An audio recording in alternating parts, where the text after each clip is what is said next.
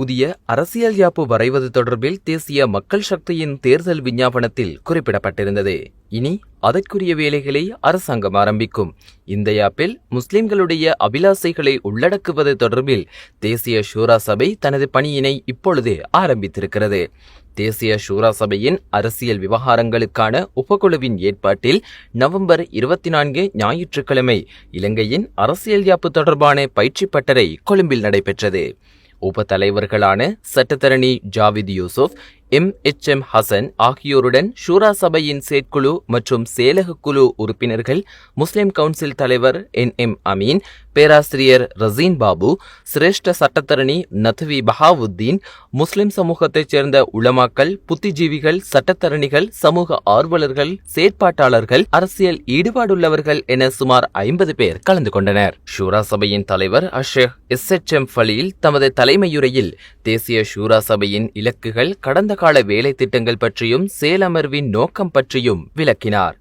காரணமாக 2013ஆம் ஆண்டு ஆரம்பிக்கப்பட்டது.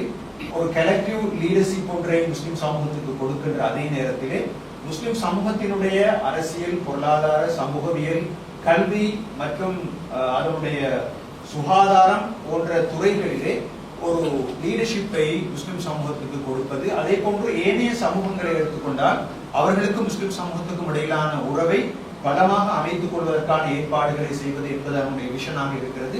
அரசியல் விவகாரங்களுக்கான உபகுழுவின் தலைவர் ஷாம் நவாஸ் தனது உரையில் செயலமர்வு தொடர்பான விவரங்களை வழங்கினார்.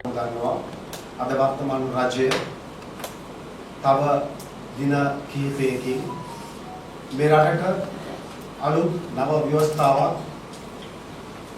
ඉදිරිපත් කරන්නට අධිකරින් පසුවන මේ මොහොතේ විශේෂයෙන්ම මේ ශ්‍රී ලංකාවේ දැනට ව්‍යවස්ථාවන් දෙකක්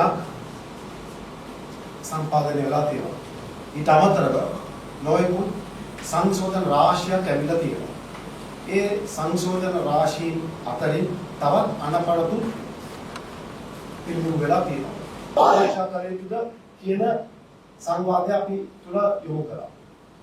அரசியல் யாப்பில் உள்ளடக்கப்பட வேண்டிய விடயங்கள் தொடர்பில் வளவாளர்கள் கருத்துக்களை முன்வைத்தனர். Soon after the election, or before the elections, we got the election manifesto of this, what do you call that? A thriving nation, a beautiful life. In this document, we found a particular reference to a dignified life and a strong country. Come here, to talk about the, separation of the East idea or the West idea, something like that. What I'm trying to tell you here, you see, we are in a multi-ethnic or the religious country. We were in a state of helplessness because we did not know who to turn to, and we were not reciting truth also. We do everything, and when we get landed, we won't recite Qunut. I don't know how Allah subhanahu wa ta'ala looks at it. Allah is merciful, but those are things that we do. Sometimes, I go wrong, Allah only must decide that. அதன் பின்னர் குழு கலந்துரையாடல்கள் இடம்பெற்றன.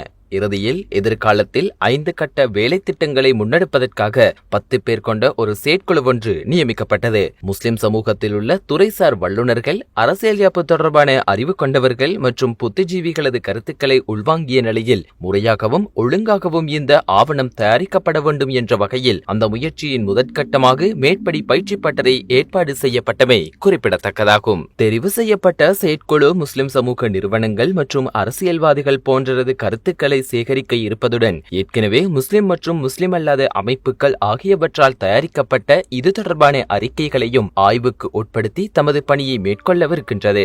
காலதாமதமின்றி அக்குழு இப்பணியை நிறைவு செய்ய வேண்டும் என தேசிய ஷூரா சபை வேண்டியிருக்கின்றது.